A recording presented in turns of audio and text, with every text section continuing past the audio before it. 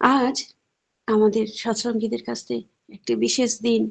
আজ পরম দয়াল পরম প্রেমময় শ্রী শ্রী ঠাকুরের ৫৮তম মহাপ্রয়াণ তিথি। আমরা প্রত্যেকে ভবিষ্যান্ন ব্রত করেছি, পালন করেছি। আজকের দিনে তিনি লোকচক্ষুর অন্তরালে রক্ত মাংস সংকুল যে দেহ, সেই দেহ ত্যাগ করেছিলেন। কি আজ তিনি হয়তো আমাদের সম্মুখে নেই, কিন্তু তার বিধি নির্দেশের ভিতর দিয়ে, তার বাণীর ভিতর, আচার্য পরম্পরার ভিতর দিয়ে তিনি সতত জীবন্ত হয়ে রয়ে গেছেন আমাদের ভিতর। আজ এই বিষাদপূর্ণ দিবসে অন্তরের ভক্তিপূর্ণ প্রণাম ও কৃতজ্ঞতা জানাই তার সেই পাদপদ্মে। গতকাল থেকে আমার মনটা ভীষণ ভারাক্রান্ত, কারণ আমার আমার শ্বশুরবাড়িতে আসার পর যে মানুষটির সাথে আমার বিশেষ করে খুব ভালো একটি সম্পর্ক গড়ে ওঠে, তা হলেন আমার ছোট কাকা শ্বশুর মশাই, যিনি ভীষণভাবে পড়াশোনা, শিক্ষার আলো, কালচার সমস্ত কিছু নিয়ে থাকতে ভালোবাসতেন। এবং আমি সেই রকমই একটি পরিবার থেকে এই পরিবারে এসেছিলাম বলে তার স্নেহ ছায়ায় থাকতাম সব সময়। গতকাল তিনি ইহলোক ত্যাগ করে পরলোক ধামে গেছেন। পরম দয়ালের রাঙা আতুল চরণে তার আত্মার শান্তি কামনা করি। তিনি যেখানেই থাকুন, ভালো থাকুন। তাকে হারানোর শোকটা ভীষণভাবে সে বহিঃপ্রকাশ করতে পারছিলাম না, কিন্তু ভেতরে নাড়া দিচ্ছিল। গতকাল যখন আমার শ্রদ্ধেয় বিমল কৃষ্ণ সানা দাদা আমাকে এই লিঙ্কে আলোচনার কথা বলেন, তখন অবধি আমি এই দুঃসংবাদ পাইনি। তারপরে বিকেলবেলা তিনি ইহলোক ত্যাগ করেন। তো তারপর থেকে ভাবছিলাম যে এই ভারাক্রান্ত মনে পরম দয়ালের কথা কি বলবো, নিজেকে গুছিয়ে উঠতে পারবো তো সেই সময়? কিন্তু তখনই আমার যখন ভীষণ মন খারাপ হয়, ভীষণ কষ্ট হয়, তখন আমি ঠাকুরের বই নাড়াচাড়া করি, বই পড়ি, তার বাণী গ্রন্থগুলো পড়ার চেষ্টা করি।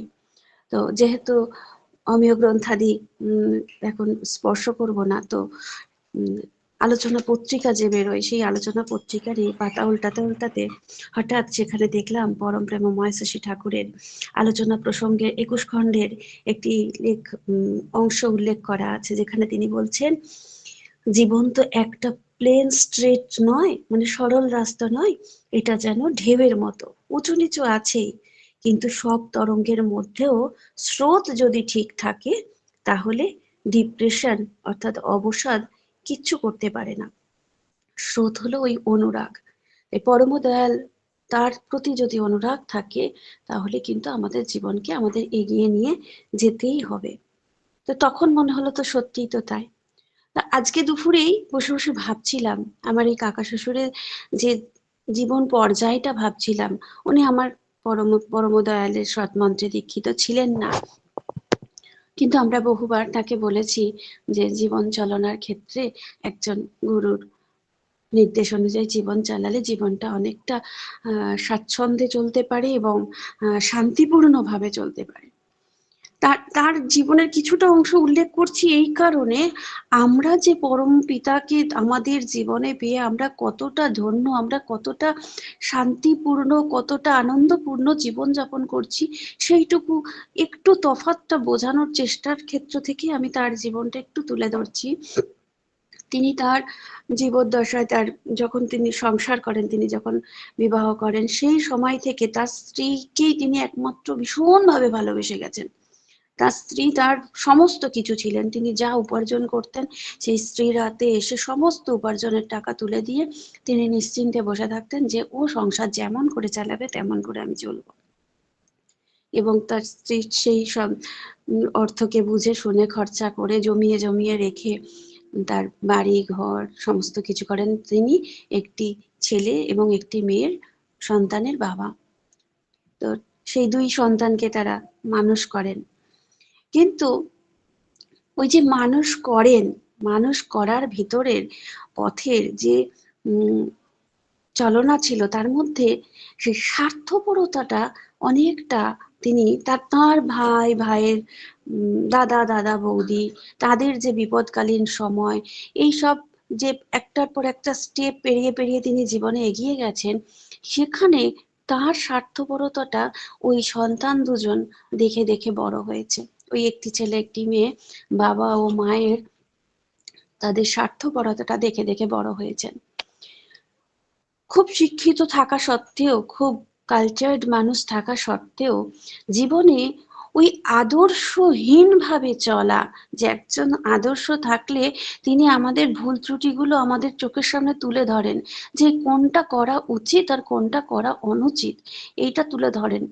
তো তার জীবনে এমন কেউ ছিলেন না যিনি বুঝিয়ে দেবেন যে তোমার পরিবারের, তোমার দাদা বৌদি ভাইপো ভাইঝি, তাদের বিপদকালীন সময়ে তাদের পাশে দাঁড়ানো তোমার উচিত, নাকি তাদের সেই বিপদের সময়ে সৎ ব্যবহার করাটা তোমার উচিত। কোনোটাই, কোনটা ঠিক কোনটা ভুল সেটা তাকে বলে দেওয়ার মতো কেউ ছিল না।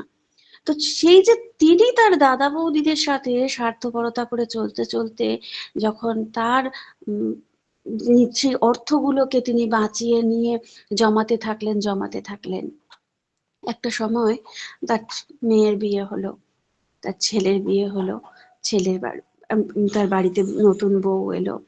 ধীরে ধীরে দেখা যাচ্ছে যে তিনি যে স্বার্থপরতাগুলো অন্যদের সাথে করেছিলেন, আর ওই যে ছেলে এবং মেয়ে তারা যে ছোট্ট থেকে দেখে দেখে বড় হয়েছে, তাদের মধ্যে কিন্তু সেই বিষ বৃক্ষ, তার বীজ বপন হয়ে গেছে এবং তারা সেই বিষ বৃক্ষে পরিণত হচ্ছে ধীরে ধীরে। তারা এবার পরিবারের আর তো কাউকে পারছে না, আর তো অন্য কোনো সদস্যদের সাথে সেই আচার ব্যবহার করার সুযোগ পাচ্ছে না, তখন তারা সেই বিষময় আচার ব্যবহার তার বাবা মার সাথে করতে শুরু করছে। এবং জীবনের সমস্ত উপার্জনের অর্থ যখন সে জমিয়ে তার সন্তানের জন্য রেখে দিচ্ছেন, তার অর্থ তার সন্তানের জন্য তার বাড়ি ঘর সমস্ত সিকিউর প্লেস করে দিচ্ছেন, সেই জায়গাতে তিনি নিজে একটা অসুস্থ অবস্থার একটা প্রপার ট্রিটমেন্ট, সেই প্রপার ট্রিটমেন্ট, যত্ন, ভালোবাসা, স্নেহ, স্পর্শ কিচ্ছুটি তার পেলেন না।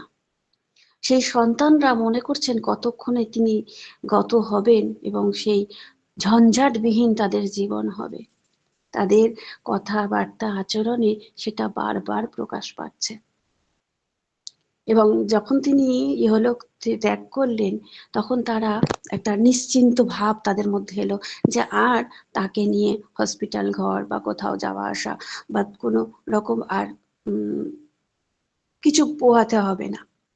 এইরকম একটা তাদের মনোভাবের মধ্যে, তাদের কথাবার্তার মধ্যে প্রকাশ পাচ্ছে। এবং এইটা আমাকে ভীষণভাবে নাড়া দিয়েছে যে যে বাবা বা মা তাদের পুরো জীবনটা মানে সেই সন্তানদের একটা সিকিউরড জীবন, তাদের যেন কোনো রকম অভাব না থাকে, তাদেরকে তাদের কোনো অর্থকড়ির অভাব না হয়, ইভেন তার যে সন্তান হয়েছে তারাও যাতে তাদের পড়াশোনা, তাদের বিবাহ সমস্ত কিছুর জন্য তারা অর্থ রেখে যাচ্ছেন, সেই বাবা মা একটা সামান্যতম চিকিৎসা পাচ্ছেন না। আমাকে এটা ভীষণভাবে নাড়া দিয়েছে। পক্ষান্তরে বলি, আমার আমার যিনি আমার শাশুড়ি মা, তিনি কিন্তু মানে খুব অল্প বয়সে তার স্বামীকে হারিয়েছেন। এবং তার যখন তার যে বড় সন্তান মানে যিনি আমার স্বামী, তার বয়স 15 বছর, সেই সময় সে তার বাবাকে হারায়। আজ পর্যন্ত তাকে কোথাও কোনো রকম কাজকর্মের জন্য কোথাও যেতে হয়নি। ওই বড় সন্তান তার মায়ের পাশে দাঁড়িয়ে দুটি ভাই বোনকে মানুষ করা, বড় করা, তাদেরকে সুন্দর একটা জীবন দেওয়া, সমস্ত কিছুটা তার পাশে থেকেছে। একটা সময় গেছে যখন আমার শাশুড়ি মা ভীষণ খারাপ ব্যবহার করতেন আমাদের সাথে, ভীষণ খারাপ ব্যবহার করতেন, মানে সে চোখের জল থাকবে না এমন। কিন্তু আমাদের স্বামী স্ত্রীর একটা লক্ষ্য ছিল যে আমরা যখন পরম প্রেমময় শ্রী শ্রী ঠাকুরের সৎ মন্ত্রে দীক্ষিত হয়েছি, আমাদের গোটা পরিবারটা যেন সেই একই মন্ত্রে, একই তরঙ্গ যেন আমাদের সকলের অন্তরের মধ্যে সে ভাসমান থাকে। তো সেই তাগিদে যাজন করে আমার শাশুড়ি মাকে দীক্ষা দেওয়া, এবং আমার দেওর, আমার যা, প্রত্যেকে সেই ঠাকুরের সৎ মন্ত্রে দীক্ষা দেওয়া, তারা ঠিক ভাবে ইষ্টভীতি করছে কিনা তাদেরকে নিয়ে একসাথে চলতে চলতে আজকে গিয়ে যখন আমরা দেখলাম আমাদের যে পরিবারের যে আগামী আমাদের যে দুটি সন্তান আছে, তাদের মনের মধ্যে তারা যখন দেখলো যে বাড়ির বয়স্ক মানুষটা যখন চলে গেছে এবং সেই কষ্টটা, সেই আঘাতটা থেকে আজ সকালে আমার 6 বছরের ছেলে বলছে, বাবাকে বলছে, বাবা আমার মানে আমার শাশুড়ি মা ভীষণ চিৎকার করে কথা বলেন এবং আমার স্বামী তাতে একটু রাগ করেন যে, মা বাড়িতে এত মানুষজন আসে, বাচ্চারা আসে, তুমি ব্যবহারটা সুন্দর করো, আচার ব্যবহারটা সুন্দর করো। তা আমার ছেলে বলছে আজকে সকালে উঠে, বাবা আজ থেকে মনিকে তুমি আর কিচ্ছু বলবে না, মনি যখন যেরকম ভাবে চিৎকার করে কথা বলে বলতে দাও, কিন্তু মনি থাকুক আমাদের জীবনে। আমরা অনেকটা বড় হয়ে যাই, বাড়িতে দাদু ঠাকুমার খুব প্রয়োজন, তাদের স্নেহ ছায়ায় থাকা খুব প্রয়োজন। মনি সুস্থ থাকুক, মনি ভালো থাকুক। আমি তারপর আমার শাশুড়ি মাকে বোঝাচ্ছিলাম যে ঠাকুর ধরে তোমার প্রাপ্তি কি জানো? এই যে তোমার যারা আগামী প্রজন্ম, তাদের ভিতরে তোমার প্রতি একটা ভালোবাসা তৈরি হয়েছে, তারা তোমাকে চাইছে যে তুমি তাদের জীবনে থাকো। অর্থ যত কিছুই তোমাকে এনে দিতে পারুক, তোমাকে শান্তি, স্বস্তি, আনন্দ এনে দিতে পারবে না। ক্ষণিক হয়তো আনন্দ উপলব্ধি হয়, কিন্তু দীর্ঘকালীন একটি আনন্দকে বহন করার জন্য একটা আদর্শ কেন্দ্রিক জীবনের ভীষণভাবে প্রয়োজন। আমরা মনুষ্য জীবনে আমরা বিভিন্ন রকম মায়ার নিজেদেরকে জড়িয়ে পেঁচিয়ে ফেলি। মানুষ অর্থ, মান, যশ নিয়ে বিভোর থাকে। সবার ঘর আছে, সংসার আছে, দায় দায়িত্ব আছে, উপার্জনের চিন্তা আছে, আমরা কেউ মুক্ত নই। মানুষ সেই গুটি পোকার মতো নিজেদের কর্মের জালে নিজেরাই জড়িয়ে থাকে।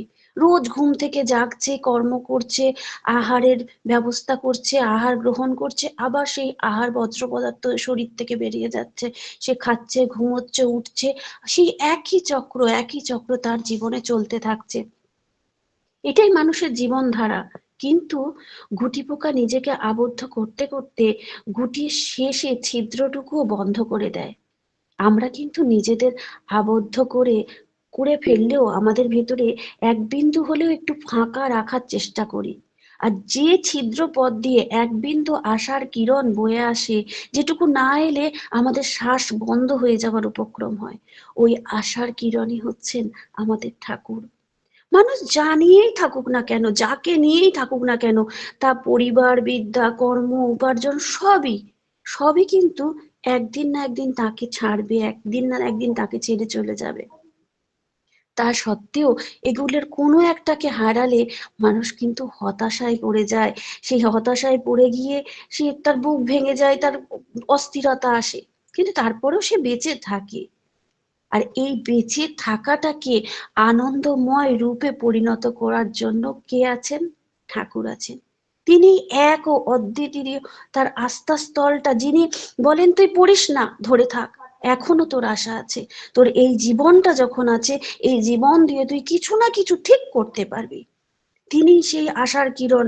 আমার হতাশার মুহূর্তে আর কেউ থাকে না সাথে, ওই শূন্যতা আর কেউ পূরণ করে দিতে পারেন না, একমাত্র তিনি ছাড়া। আমরা যারা ঠাকুরের কাজ করার চেষ্টা করি, আমরা যাজন করি, আমরা বিভিন্ন প্রশ্নের সম্মুখীন হই। আমরা এমনও আমাদেরকে বলা হয় যে তোমরা যে ইষ্টভীতি করো তাতে কি পাও, তাতে কি পাও, তোমরা যে ইষ্টভীতি করো। সবাই নিজের মতন করে আমরা নানান রকম যুক্তি দিয়ে উত্তর দেওয়ার চেষ্টা করি, তাতে কেউ কেউ বোঝে, আবার কেউ কেউ বোঝে না। কিন্তু নিজের কর্ম বলে আহরিত ধন থেকে যখন কেউ ইষ্টভীতি করে, আর সেই অর্ঘ্য যখন তিনি গ্রহণ করেন, তখন সেই আহরিত ধনের সঙ্গে সেই ব্যক্তির যত আহরিত কর্মফলও তিনি টেনে নেন। এইটা মানুষ অনুভব করতে পারে না, এটা মানুষ অনুভব করতে পারে না। তাই এখনো এত হাজার হাজার মানুষ সৎ মন্ত্রে দীক্ষা পেয়েও তাকে নিয়ে চলার মতন সক্ষমতা তারা পাচ্ছে না, তারা সক্ষমতা পাচ্ছে না। কারণ তাদের মধ্যে সেই ভাবের সৃষ্টি হচ্ছে না, সেই ভক্তির সৃষ্টি হচ্ছে না, সেই বিশ্বাসের সৃষ্টি হচ্ছে না, সেই নিষ্ঠার সৃষ্টি হচ্ছে না, যাতে সে মনে করতে পারে যে আমার জীবনে তিনি আছেন, তিনি আছেন মানে সব আছে, তিনি আছেন মানে আমার সব হবে, তিনি আছেন মানে আমি সব অবস্থায় পড়ে গিয়েও আবার সোজা হয়ে দাঁড়াতে পারবো। আমাদের প্রত্যেকের, আমরা যারা তার সৎ মন্ত্র পেয়েছি জীবনে, আমরা প্রত্যেকে জীবন দিয়ে অনুভব করি যে আমরা জীবনের কোনো না কোনো একটা পর্যায়ে এসে দাঁড়িয়ে যেখানে খুব নাকানি চোবানি খাচ্ছিলাম, তিনি এসে আমাকে সোজা করে দাঁড় করিয়ে দিয়ে বলেছেন, হেরে যাস না, এগিয়ে চল। ঠাকুর বলছেন, কথাই আছে বীরভোগ্যা বসুন্ধরা। তা ঠিক, বিশ্বাস, নির্ভরতা আর আত্মত্যাগ, এই তিনটে হচ্ছে বীরের লক্ষণ। বীর মানে শুধু যোদ্ধা নয়, একজন অসামান্য কর্মীকেও বীর বলা হয়। আর বসুন্ধরা মানে যিনি আমাকে ধারণ করেন, রক্ষা করেন। পরম দয়ালই তো আমাকে ধারণ করে রেখেছেন, রক্ষা করে চলেছেন, তাহলে তিনিই আমার বসুন্ধরা। অতএব পরম দয়ালের অসামান্য কর্মী যে একমাত্র সেই পারে তাকে বাস্তবে উপভোগ করতে। আর অসামান্য কর্মীর লক্ষণটা কি? বিশ্বাস। তার হয়ে ওঠার পথে যখন আমার কোনো অবস্থায় কোনো রকম মনোবিকার উপস্থিত হয় না, সেটাই বিশ্বাস। নির্ভরতা কি? আমার যাই আসুক, যত ঝড় ঝঞ্ঝাই আসুক, যত আপদ বিপদই আসুক, যত আপনজনের বিচ্ছেদ আসুক, যত অর্থনৈতিক বিপত্তি আসুক, আমার আস্থা তোমা থেকে টলবে না।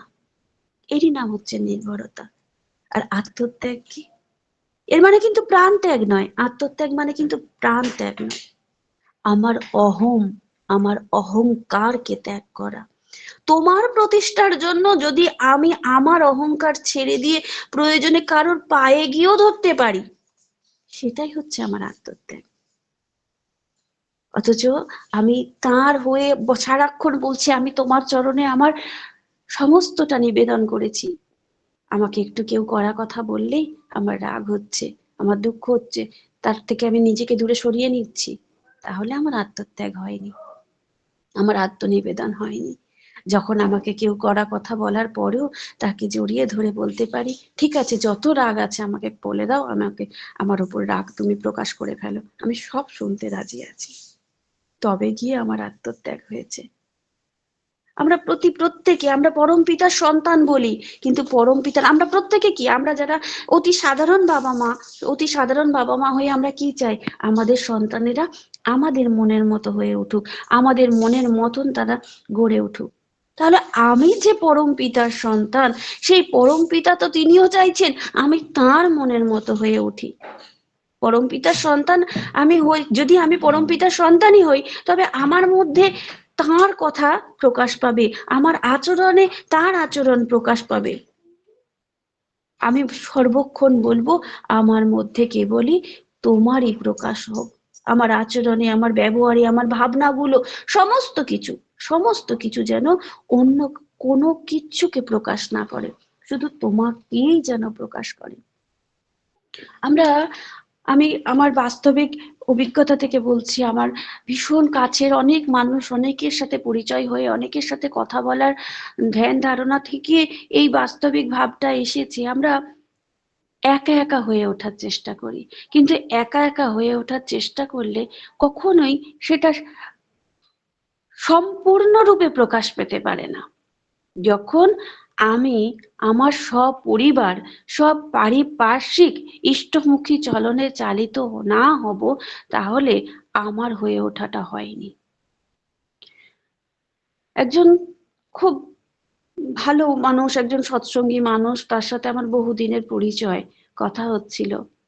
আমি কথা বলতে বলতে হঠাৎ প্রশ্ন করি, আপনার বাড়িতে কে কে আছে? তাকে, তার সাথে আমার অনলাইনে পরিচয়, বাড়িতে কে কে আছেন তিনি, তাকে কিন্তু আমরা প্রত্যেকে শ্রদ্ধা করি, তার এত সুন্দর আলোচনা, তার এত সুন্দর সঞ্চালনা, তার এত সুন্দর বাণীপাঠ, সমস্ত কিছু। তিনি পরিচয় দিলেন, তার বাড়িতে তার স্ত্রী আছেন, বড় ছেলে আছে, মেয়ে আছে, ছেলের বিয়ে হয়েছে, মেয়ের বিয়ে হয়নি, এরকম বলছেন। তাহলে তখন তিনি সস্তায়নী ব্রতধারী বললেন।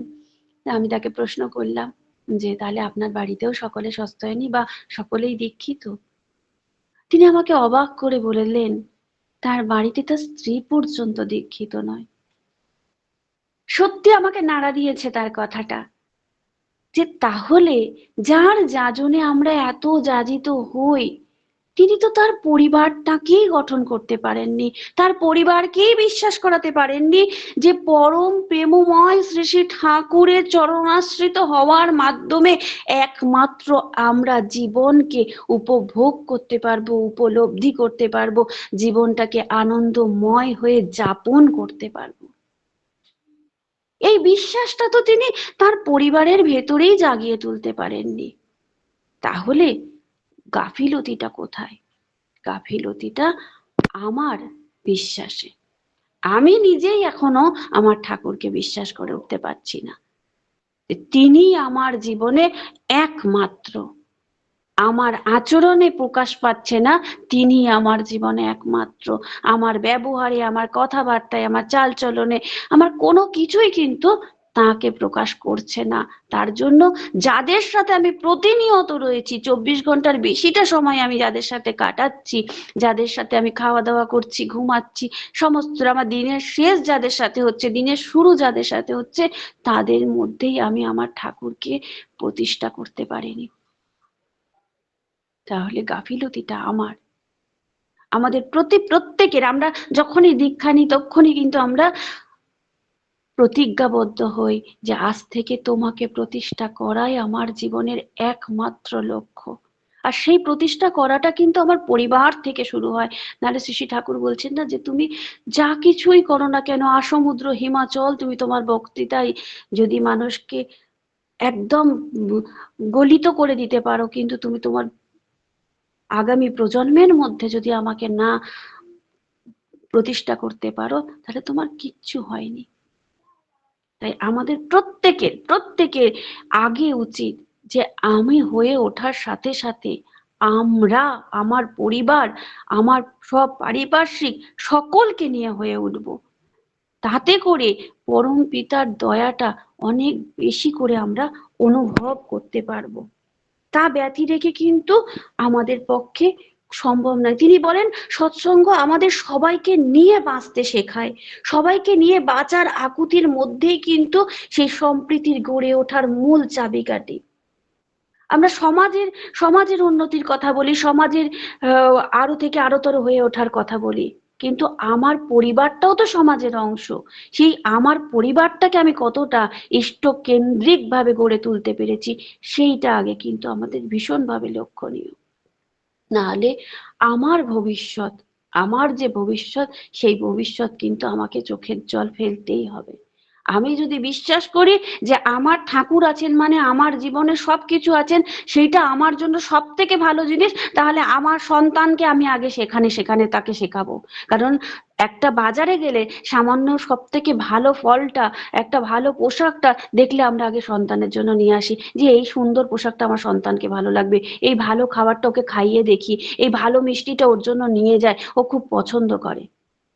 তাহলে আমার জীবনটা, আমার জীবনটা, সেই জীবনটা কিভাবে গড়ে উঠবে, আমার সন্তানের জীবনটা কেমন ভাবে গড়ে উঠবে, সেইটার কিন্তু আমাকে আগে ভাবতে হবে।